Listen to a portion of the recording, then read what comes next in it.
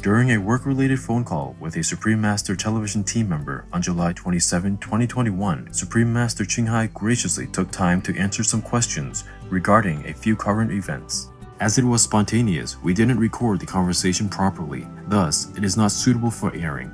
We sincerely apologize and offer our respected viewers this summary, along with a voiceover reading of the transcribable parts from Master's replies. Following were a few of the highlights. In California, a law called Proposition 47 requires some certain serious crimes to be charged as less serious ones, with the consequence that criminals are openly committing acts of theft without fear of prosecution. For example, one would have to steal over $950 of goods from a store to commit a felony, and thus have the police be interested in arresting the suspect.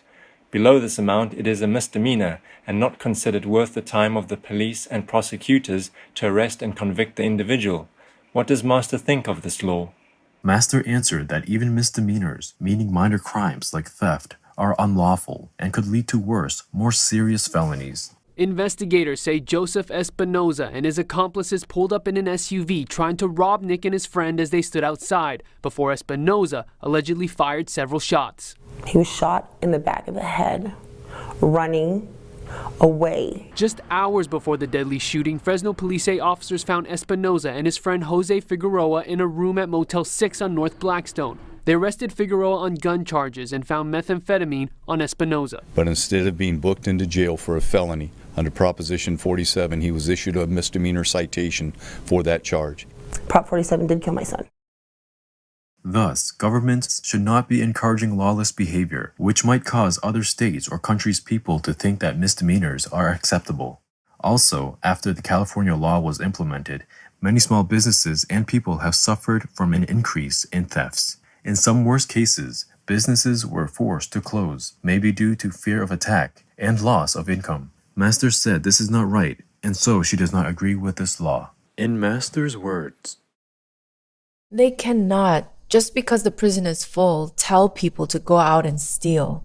That is against society's principle. That will lower people's dignity and create a chaotic, unsafe living environment. You cannot just live freely, stealing people's property like that. And then in the meantime, you're even defunding the police, telling people to not buy guns and all that. No wonder crime soared up, because it is all contradictory, as they have to pay taxes, have to pay their employees insurance, bonuses, vacations, etc. Right. They also have their families, children to take care of too. They must pay for all kinds of insurance, mortgages, school fees, and hundreds of other things. The government is responsible for the poor, not shoving this burden to private citizens who already contribute for this through tax payment. How can they live being robbed any time without protection from the police and authorities? Yeah. On top of that, they're not allowed to have guns for defense. Not that I support guns, but the poor, hapless people will be forced to resort to this means of defense, thus create a more beyond control, violent society. It's absolutely against logic, morals, and any society's safety standard. I hope they will change this harmful law. I mean, people have to survive. Yeah. I mean the good people, the hardworking kind. That's right. The backbone of society. Shop owners risking their capital to open a business. They must earn their money. And if the shop's items are always being stolen like that, the business will be out. Then consequently, the employees, the good kind of people, will be fired. And then he has no money, and then what to do? Copy that thief. Yeah. Maybe because they have no job, or maybe because they say, oh, what the heck, why not? Yeah. They work very hard, and that guy who does nothing can come in and take everything he likes. Why the heck I don't do the same? See what I'm saying? That's right. It's a very bad example. It has this very bad reputation for whatever county of the United States or state or country. You cannot teach people to be immoral and bad and then expect the whole nation to be safe and sound, especially the USA, the country that people look up to. Imagine being called the country of thieves. What an honorable name for its citizens. Yeah.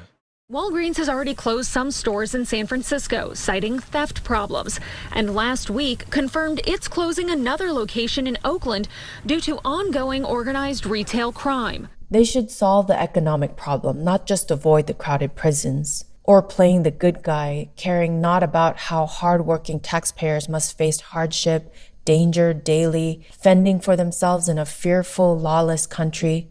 Make other prisons different from them. Let them all work there and work in the garden. Yes. Even plant vegetables, make an organic farm, plant and sell. Yes. And enjoy. We're having shortages of food at present due to the climate, COVID, and tons of other reasons. So let them contribute, not burden their countrymen and make bad examples for others, especially for the youth. The food produced here actually goes back in to feed inmates and can feed staffs. And the inmates are actually doing the work too. They're doing all the hard work out here. Corrections officials believe this farm is a great training ground for inmates who may pursue agricultural work after their release. Also, between crop production and a composting project, this facility saves taxpayers about $400,000 a year. In Finland, many detainees are sent to low-security facilities where they interact with the local community, have jobs, and prepare a smooth return to society. About 1/3 of the prisoners work outside for the National Forestry Commission. Others work in civilian jobs, as long as they have authorization. And the rest work here on site. Part of that site is the prison farm. Do you think a prison like this will stop you committing crime in the future? Oh yeah, it's good, the system here. It's good because they treat you different. They want you to be a better person for the future, you know. So they give you opportunities. Every indicator shows that, yes, it works better. With some of the lowest rates of crime and incarceration in Europe, prison reformers often look to Finland as an example. We take the freedom from them, but when they are here, we try to help them to get a better citizens. Inmates have a normal work week, giving them routine and responsibilities, training to be car mechanics and graphic designers in a state-of-the-art studio. From the city hall, we're getting jobs from them. Learning skills like restaurant prep, where they're trusted to handle knives, can help them get jobs on the outside. Before I think more like a criminal, but now I start to think more like a normal guy, you know. Any other questions? Thank you, yes. The United States House Speaker Nancy Pelosi has created a special committee of House members to investigate the January 6, 2021 protest incident at the U.S. Capitol. Republicans have generally opposed the committee's formation, and Republican House Minority Leader Kevin McCarthy has criticized the committee's membership as none of his picks for the committee were selected by Ms. Pelosi. Ms. Pelosi has chosen 2 Republicans as committee members, Liz Cheney and Adam Kinzinger. Oh, yeah, against Trump. Yes. They wanted to impeach him. Right. However, as you said, both voted in favor of impeaching His Excellency Donald Trump after the incident. The other 7 committee members are Democrats. Ah. What does Master think of the formation of this committee? What a surprise. I am surprised. Surprised that in a very supposed to be just and democratic society, it's a one-sided kind of judgment. Yes. Just say, even a normal citizen, when he committed something wrong, they have a fair court. Yeah. And if they don't even have money to hire a lawyer, the government even offers a lawyer for him or her. That was like that in America. Yes. But in President Trump's case, it's completely different, completely opposite to democracy. Without any lawyers, police even. In his old age, without friends, he could not bear it. You can see already. Why bother making a committee? Just to write it all down, he's all guilty, he's bad, whatever. Like they have been saying all these years already. They even criticize, they call him bad names. They even call him bad names by his skin color or his hair or weight or whatever. Oh, it's a terrible example of society. Yes, Master. They don't even respect his constitutional position as head of state. He's one of the elected, legally, fairly, correctly. Yeah. It's not a fair trial. You can see it already. Right. What's the use of the trouble of making a committee? Yeah. Just to make themselves a laughingstock again for the global elites?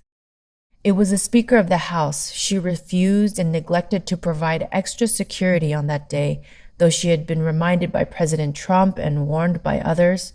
And now they blame Trump, all blaming him. It's not fair. And the Democrats make a bad reputation for themselves with witch-hunting tactics like this. Everybody can see it's one-sided and unfair. Master continued to shed light on this problem and its impact on the American nation. Then, the conversation about the United States turned to the recent show on Supreme Master Television about the first United States President, His Excellency George Washington. When Master was sent the program about President Washington for perusal, she had such a nostalgic feeling. I'm thinking to become an American citizen. Feels like my own race. Yeah. He treated his enemy with love, you know, and respect. Oh, and that touched me a lot. That's why I love the country so much. Even just the clip that you have, I felt, I don't know, I just watched it again and again. It's something I cannot explain. Yeah. And then I just wanted to become an American citizen, to safeguard her from whoever tries to hurt her, as if shielding a child from any bully. No, seriously, I was kind of taking sides, feeling sorry for the Americans. Siding with President Washington, siding with the Americans. But consider my age already, what am I to do? Just had a strong kind of desire at that time while watching. Right, yes. And it still keeps lingering.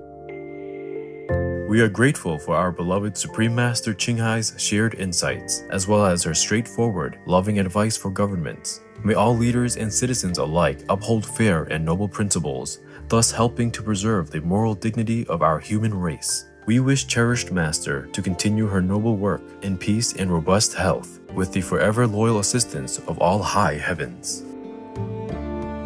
For the full broadcast of this work-related phone call with Supreme Master CHINGHAI, please tune in to Between Master and Disciples on Friday, August 6, 2021.